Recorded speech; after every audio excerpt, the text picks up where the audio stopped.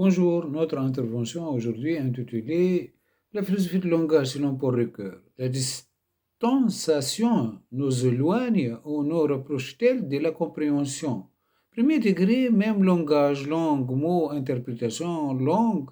Deuxième degré, phrase, sens de mot, sens de phrase, langue, interprétation, message. Troisième degré, discours, genre, acte de lire, les lire dans les dits, but de l'œuvre, structure, style de la distanciation et la condition de la compréhension, tout comme l'incompréhension. Distanciation, bon ou mauvais, les deux, elle permet de redécouvrir un texte. Le comprendre, troisième problème posé par Ricoeur, le lien entre la forme du discours et la manière de confesser sa foi, la structure, message théologique, espace d'interprétation, les formes, structure narrative, parabole, etc., données un plus grand impact au texte public. L'herméneutique utilisée, la foi religieuse fait que Dieu se révèle à l'humain, vision du philosophe, tension entre narration et prophétie. Forme littéraire, deuxièmement, forme littéraire. Peut-on avoir un monde qui se révèle au-delà de la façon dont on parle?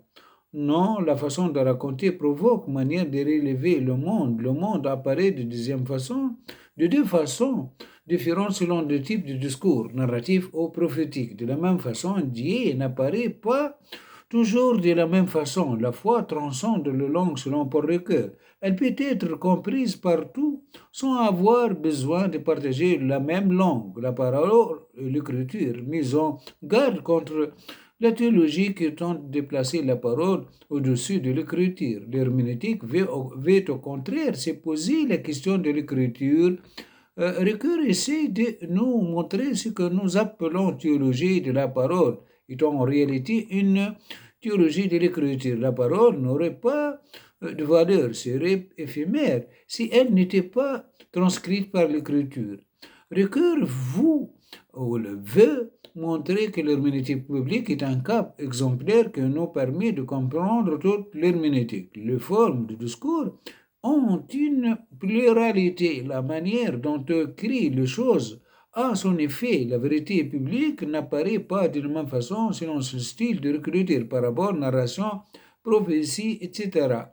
Parole, écriture, l'oralité ne procède pas à l'écriture, un rapport entre parole et l'écriture. Exemple de parole de Jésus, mais en écriture. La chose du texte, c'est à quoi le texte fait toujours référence. C'est ça, la signification récrienne de la chose du texte. Le langage ne se tient pas par lui-même tout comme un texte. Ils ont besoin de s'appuyer sur quelque chose, soit la chose, monde du texte. Dans l'herméneutique, il y a toujours un monde en dehors du texte, à la différence de chez Derrida, pour que le monde et le texte, la littérature publique, nous promet l'accès à un monde nouveau qui rompt toute notre expérience avec notre vie quotidienne. La constitution de la foi biblique a besoin de langage. Ricoeur nous montre que la foi biblique a besoin de s'exprimer à travers les langues. Pas seulement la parole, mais aussi l'écriture, etc. Critique, la foi a également besoin de critique. Si l'on veut acquérir la foi, on doit toujours critiquer ses propres préjugés, l'imagination, la distance entre notre quotidien et le monde des livres ou du film implique la possibilité d'imaginer retourner sur soi-même pour formuler des possibilités alternatives sur notre vie présente. Pour écrire un texte est fixé par l'écriture. Un texte n'est pas vraiment un texte tant qu'il ne transmet pas un message. Concept d'interprétation de vouloir dire propre à chacun. Il n'y a pas de réel rapport entre l'auteur et le lecteur. Double occultation, il y a l'interprétation de l'écrivain et la fixation de son discours. Pour le lecteur, il y a lecture et l'interprétation subjective. Le texte est indépendant, il se substitue à la relation de dialogue. Pour lui, pour Ricoeur, l'œuvre est complète.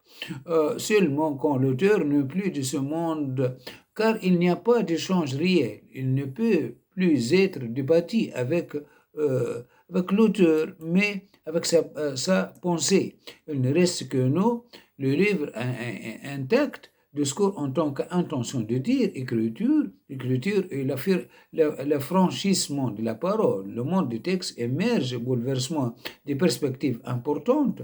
Troisième monde qui n'appartient qu'au texte, car étrangère à la vision de l'auteur. Le premier monde est celle de le lecteur. Deuxième monde, chacun, par son interprétation, se détache de ses préjugés pour mieux comprendre le vouloir dire de l'auteur. Le monde du texte n'est pas le monde réel de l'auteur.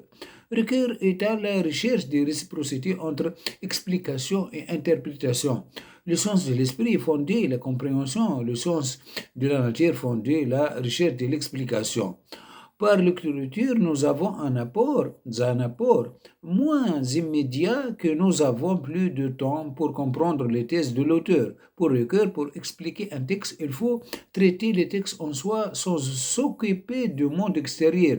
Il oppose la langue à la parole. La parole n'a pas de réel sens sans la langue qu'il a de rapport physiologique.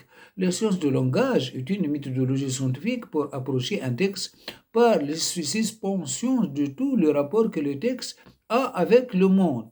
Pour suspendre le rapport avec le monde, il faut considérer la langue et non la parole. Interprétation de Claude Lévi-Strauss par Paul Ricoeur. L'idée de la linguistique est de transformer la parole en un système de relations logiques.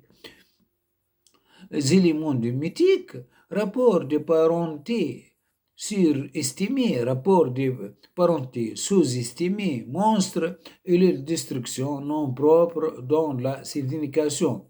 Et Édipe épouse Jacoste, Édipe tue Laos, évoque une difficulté à marcher. Définition des mythes comme un rapport de contradiction sur la liberté de l'homme.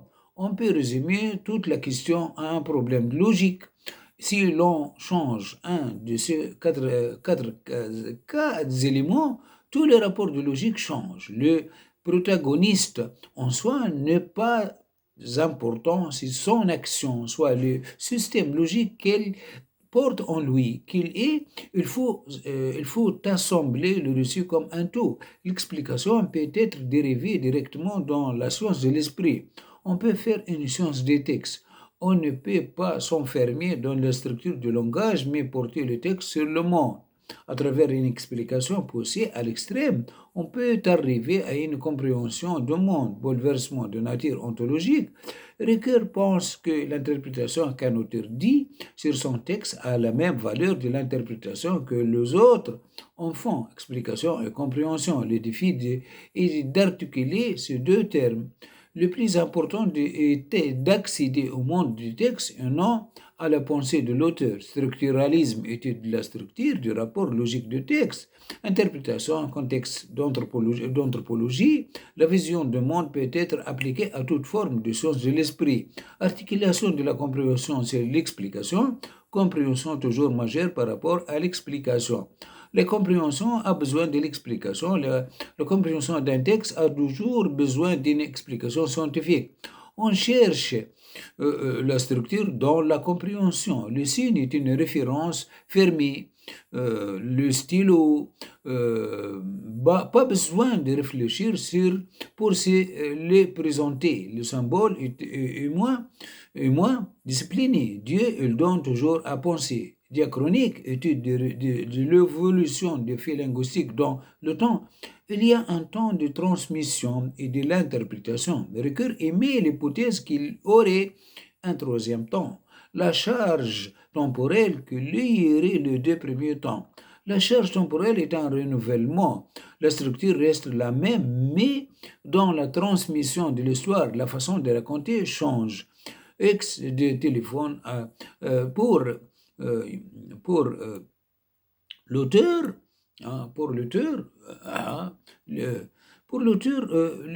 le mythe doit se référer au symbole. Le structuraliste va prendre tout le contexte dans sa globalité. Le langue a une partie inconsciente qui serait automatique. La méthode phonologique n'est pas réflexive. Nous sommes conscients de dire un mot, mais dans sa phonétique. Ce mot vient automatiquement. Vision de la totalité du phénomène, prétention à l'objectivité. L'herméneutique de Ricoeur aurait un rôle plus important euh, que le structuralisme dans sa capacité à donner du sens. Le société totémique, le totem, non pas d'histoire, car leur religion est liée à la nature, non à une évolution historique. Leur culture n'a pas d'écriture, leur tradition ne restait pas. Dans l'histoire, il y a une profondeur temporelle. Pour Ricoeur, c'est là que nous devons utiliser l'herméneutique. L'histoire est la transmission de la tradition. Seulement dans la transmission, il y a toujours un risque de perte ou de modification, interprétation. Pour Ricoeur, l'histoire mythique est une sorte de lutte contre la structure. Concept de concept, concept de symbole. Selon Ricoeur, le symbole donne à penser structuralisme. Le structuralisme appliqué aux sociétés totémiques. La temporalité du symbole a toujours un caractère d'événement. Elle va toujours au-delà de la structure. La pensée structuraliste est une pensée qui ne pense pas. Ricoeur se demande alors s'il faut revenir en arrière. Le structuralisme a des limites, certes, mais il ne faut pas revenir en arrière, seulement l'articuler avec l'herméneutique, sachant que la compréhension est toujours majeure par rapport à l'explication. Si on reste uniquement dans la dimension herméneutique, on risque de trouver dans une dispersion. Voilà, notre intervention est terminée. La philosophie de langage selon Paul Ricoeur, dialogue avec le structuralisme. Merci bien de votre attention. Au revoir.